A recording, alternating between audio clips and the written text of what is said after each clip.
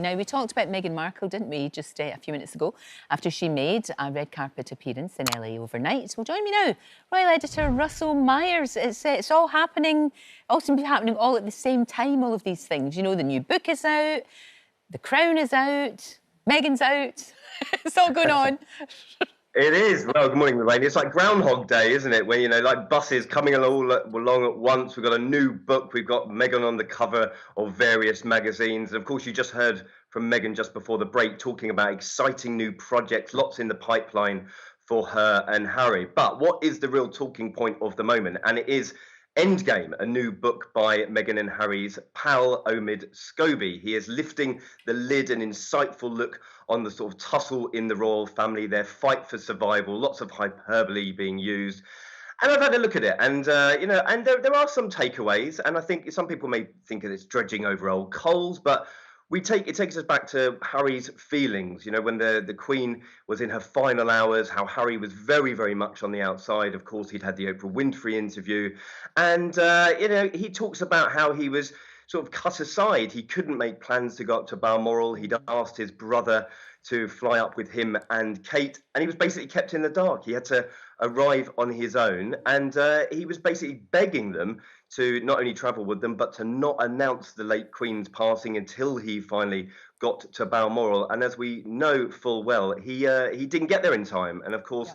Buckingham Palace announced the Queen's passing, and he felt pretty crushed and bruised by the whole experience. No, I'm sure he did, but to be fair to the royal family, he had opted out by then, and there was a lot of bad blood, after the interviews and the various TV series that were in the pipeline. So it's a difficult one, isn't it? This book, I don't know that it'll tell us anything that we don't already know, as you said, but it does go into details about the relationship between Harry and William, which is a great shame that they've grown so far apart.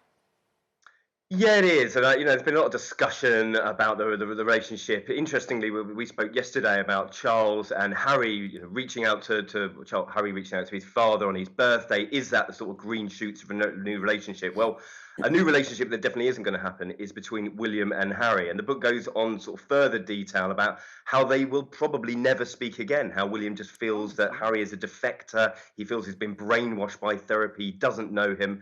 And at the baseline of this is all a very, very sad story of two brothers, very, very close-knit, who have been through an awful lot together. And, that if they see no way back for their relationship, then it's just a pretty sad state of affairs, isn't it? It really is. And you know what? You sort of think to yourself, oh, well, it was Prince Charles's birthday, so that's a way of maybe, people getting back together. But then, of course, this book comes out. And then The Crown comes out, and it's like, just as they're trying to get back together, there's something else that happens. What's the reaction been so far to this series of The Crown? Because it is the most controversial yet, isn't it?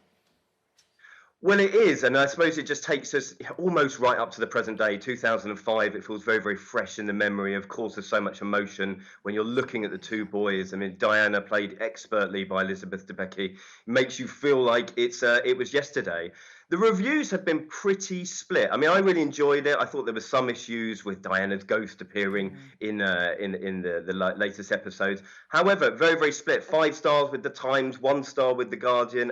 You're just going to have to make up your own mind. But for me, it was a decent effort at a close to the series, and I think brings it to a natural end. Yeah, I might get round to it. I'm not as excited as I thought I was about, for example, the first one, which Claire Foy as the Queen was absolutely super. If you haven't watched that, I would thoroughly recommend that.